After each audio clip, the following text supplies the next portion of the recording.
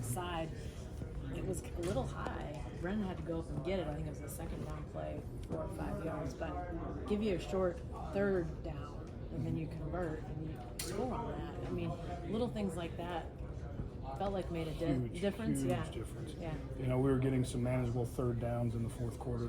We weren't getting ourselves behind the sticks, and you know, which is exactly what we did in the first half. We found ourselves behind the sticks a lot.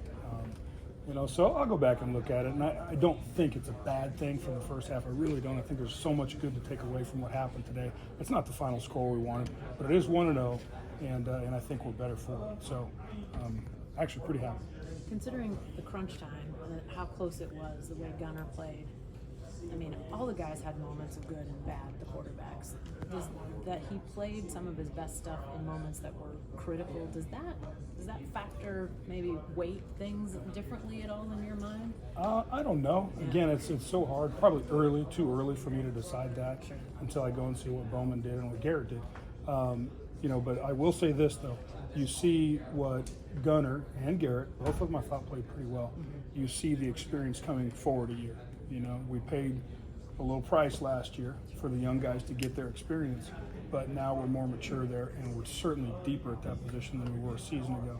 So it's kind of an exciting thing for me. And they're all, I heard Coach Gundy mentioning, you know, they're all fairly close to each other, you know, close enough. It's not like the game plan's completely split due to the different quarterbacks. So we're able to operate from essentially the same call sheet. And that makes it much better for me. And like I said, I just think 1 through 3 are much deeper and stronger at that position. You might have been asked this already before I came up, but how did you think each of them handled sort of in-game stuff, communication, handling the huddle? Just what was your sense of that? I felt like it was pretty good. You know, the one that pops out, you know, Bowman, I thought operated well now. You know, I could just see him moving, and you know, he's real demonstrative in his motions and getting people lined up, and I'm sure that's part of his upbringing a little bit under Tech with all the tempo that they did. So he's pretty polished at it, and it's easy to see it from the box. You know, Garrett's more smooth, and then Gunner's even smoother than that. I mean, he's just kind of out there, and he just kind of directs a little bit more methodical. It's hard to say, you know, until you actually ask, say, the offensive line or tight ends, you know, because the receivers sit out there and they're kind of on their own page. Imagine that, receivers on their own page. But until you ask those guys, then you find out really who's kind of controlling things the best, and I will. You were able to do a couple of different things with Brennan. How fun is that to scheme up all the motion? You handed it to him a couple times. What was that like? I love it. You know, I love it, and want to get more into it a little bit. You know, here's the hard thing. You know, we hadn't talked about this much, but you know, you sit there and you game plan for a 4-down team a lot. You know, and they end up changing coordinators in June or whenever that was, and their guy takes off and goes, I can't remember where he went to, but he goes as an analyst or something like that. And I think, I can't remember the defensive coordinator's name, I think he goes by Stack, something like that. He's a 3-down guy by trade, but then they have all this 4-down from spring. So for us, you know, what are you game planning for? You know, and it's not the same 3-down that you see with our defense. So now we're kind of looking at 3 different schemes. So it was hard to get further into that package. I would love to expand that package for BP, but it was hard to say, this is what they're going to be, this is who they're going to be, we're going to try and get him the ball this way. We had a few things that we wanted to do that we knew we could ensure the football going into his hands, and he's a big part of what we do. We're going to get him the ball. Kasey, there was a lot of talk in the offseason about you guys adding at least some kind of movement or concepts to the offense. The only time you guys weren't sure that was for the last 2 meals.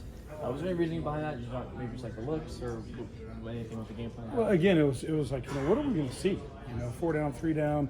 You know, how much of this do you want to do? We were wondering about tempo, getting into tempo with them.